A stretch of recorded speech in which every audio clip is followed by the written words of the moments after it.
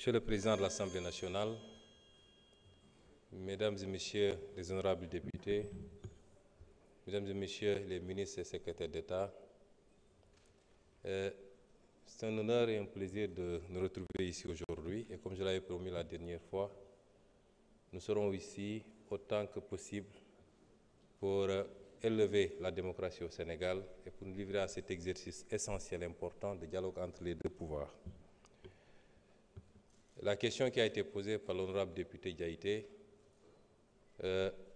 découle de la publication d'un rapport dont le Sénégal tout entier et le monde tout entier ont pris connaissance. Un rapport qui, en amont, avait fait couler beaucoup d'encre, mais comme on dit, la vérité finit toujours par rattraper le mensonge et le dépasser. Et ce qui ressort de ce rapport est particulièrement catastrophique pour ce pays, particulièrement inquiétant et nécessite de la part de nous tous, citoyens sénégalais, un sursaut, un vrai sursaut. Et c'est pourquoi, dans la chronologie, il aurait été important de revenir d'abord sur les conclusions de ce rapport pour mieux sensibiliser les Sénégalais. Je sais que le débat s'est instauré depuis quelques jours, il a été intense et je crois comprendre que l'essentiel des Sénégalais aujourd'hui ont compris ce qui s'est passé dans ce pays, mais peut-être ne comprennent pas encore suffisamment ce que cela induit en termes de responsabilité de chacun d'entre nous. Dans ce pays qui est une démocratie, il est instauré la liberté d'association et parmi ces libertés, la liberté pour les travailleurs de s'organiser en syndicats pour défendre leurs intérêts matériels et moraux. Je suis suffisamment bien placé pour le savoir puisque moi-même, j'ai été initiateur d'un syndicat que j'ai eu à diriger pendant 2 mandats.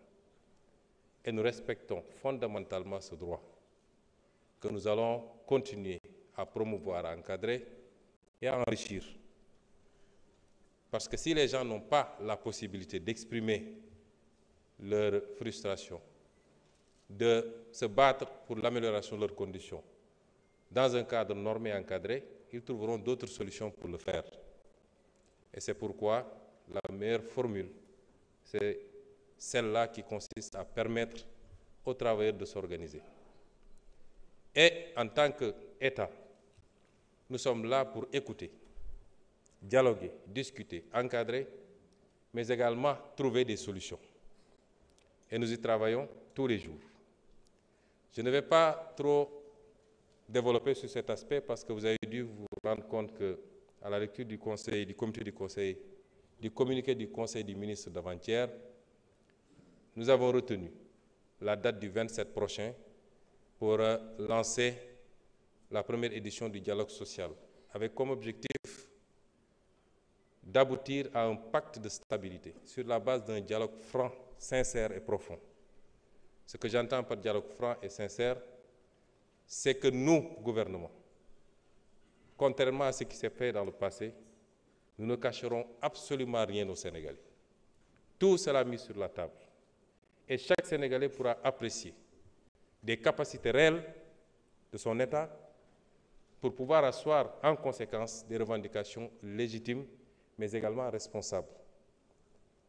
Parce que, rapporté à chacun d'entre nous, si je dois donner un exemple ou une illustration,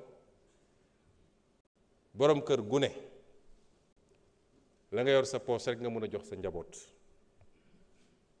boo noo bëgg-bëgg sa njaboot ak loo leen yéene buñ la nee villa bi gën a rafet Almadi laa bëgg te yow la ngay fayeel waaye tëna la defe naa du gaaw a sotti kon revendication day fekk ki nga koy laaj mu leer la ni mën na ko am na ko waaye su demul noonu rek mooy sama yoon newul ci loo am ak loo mën waaye faw di nga def li ma bëgg loolu nekkatul revendication leneen lañ koy tuddee pour nag ñoom ñu xam li état bi am ak li mu mën moo tax ci dialogue bi partant de ce qui a été déjà fait avec le rapport mais partant de tout ce qu'on est en train de faire parce que rapport bi benn toq rek la ci li ñuy liggéey fi mu toll nii ci situation réew mi te nañ ci dellu si certainement yaakaar naa ni peut-être député nañ ci àddu ñu teg loolu yépp sur la table wax fi situation bi toll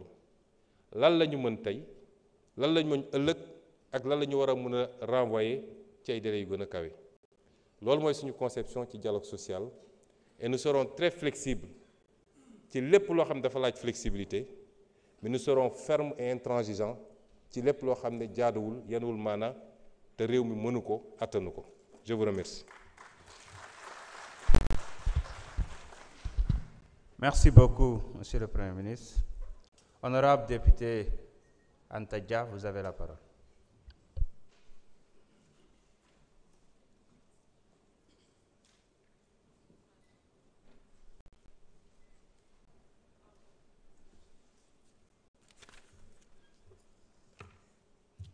Bonjour Monsieur le Président, bonjour Monsieur le Premier ministre, Mesdames et Messieurs les membres du gouvernement et mes chers collègues.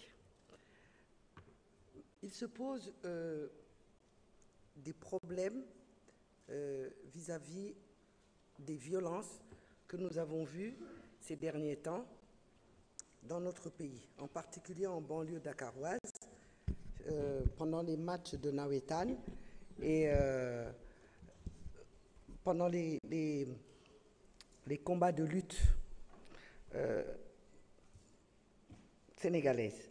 Le week-end dernier, un garçon a été agressé et tué. Des biens publics ont été saccagés et ainsi que des biens appartenant à autrui. Donc cela devient de plus en plus inquiétant. Dans le monde rural, l'insécurité touche surtout les éleveurs et les agriculteurs. Chaque semaine, nos routes font des morts. Des accidents mortels, pratiquement tous les mois, nous interpellent. Nous saluons les efforts du gouvernement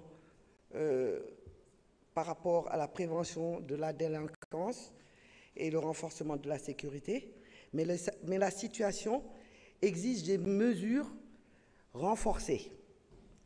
Donc, ma question est, quelle solution radicale, et j'insiste sur le mot radical, parce que des mesures, je pense qu'il y en a eu certainement qui ont été faites depuis plusieurs fois, mais cette fois-ci, on réclame des mesures qui soient radicales et définitives. Sur